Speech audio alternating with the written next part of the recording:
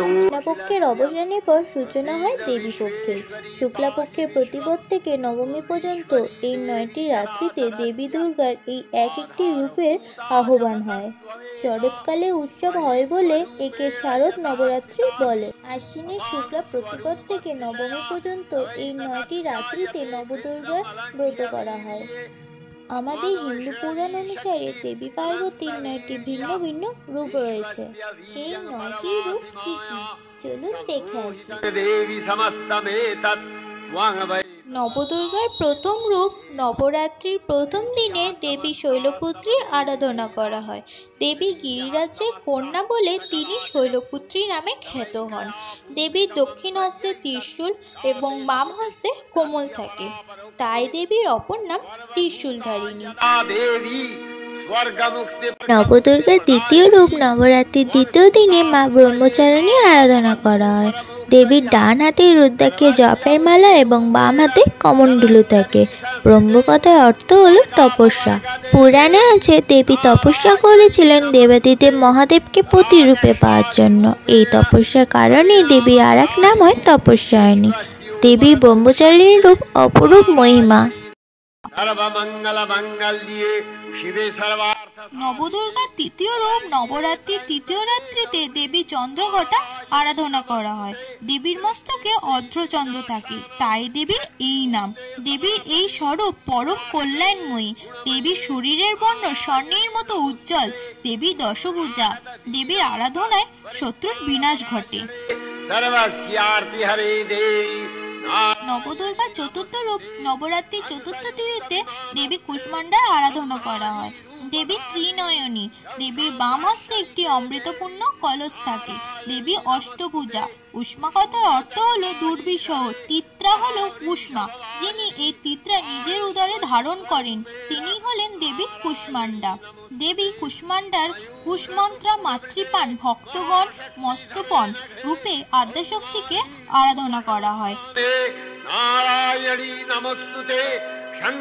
নবদুর্গার পঞ্চম রূপ নবরাত্রির পঞ্চম রাত্রিতে দেবী স্কন্দ মাতার আরাধনা করা হয়। স্কন্দ জননী হওয়ার কারণে তেনার এই রূপ।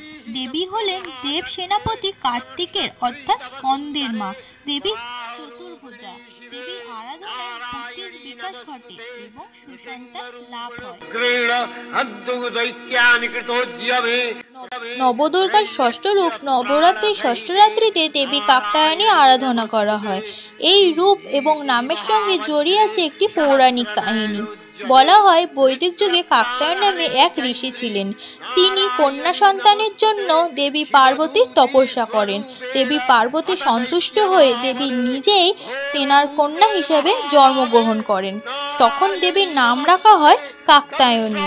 দেবী এই রূপে মহিষাসুরকে বধ করেছিলেন। দেবীর আরাধনায় আকর্ষণ শক্তি এবং সৌন্দর্য বৃদ্ধি পায়।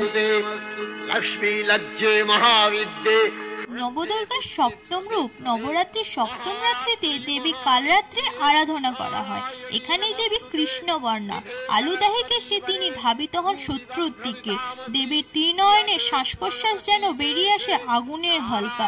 এই রূপই দেবীর কালী নামে পুজো করে। রূপও দেবীর ভক্ত শুভ কামনা করেন, তাই অন্যদিকে দেবীর আর এক নাম শুভঙ্করী। নবদুর্গার অষ্টম রূপ নবরাত্রির অষ্টম রাতে দেবী মহাগৌরী আরাধনা করা হয়। হিমালয় কন্যা দেবী পার্বতী ছিলেন গৌরবর্ণা। মহাদেবের তপস্যা করে দেবী রৌদ্রে কৃষ্ণবর্ণা হয়ে যান। মহাদেব তখন গঙ্গা জল দিয়ে দেবীকে স্নান করান এবং দেবী হয়ে ওঠেন গৌরবর্ণা। দেবীর এই রূপের জন্য নাম হয় মহাগৌরী। দেবী সাদা পোশাক পরিহিতা। দেবী চতুর্ভুজা। নবদুর্গার নবম তথা শেষ রূপ নবরাত্রির শেষ রাত্রিতে দেবী সিদ্ধিদাত্রী আরাধনা করা হয়। ভগবত পুরাণ অনুসারে স্বয়ং মহাদেব দেবী পার্বতীকে সিদ্ধিদাত্রী রূপে পুজো করেছিলেন। দেবী চতুর্ভুজা এবং দেবী শিবের আরাধ্য। দেবীর উপাসনায় সংসারে আছে সুখ, সমৃদ্ধি এবং শান্তি। দেবী সিদ্ধি দান করেন, তাই দেবীর আর এক নাম অন্নপূর্ণা। সবাইকে বরাবহ দেন বলে দেবীর মাতৃকা মূর্তি অপরূপ সুন্দর।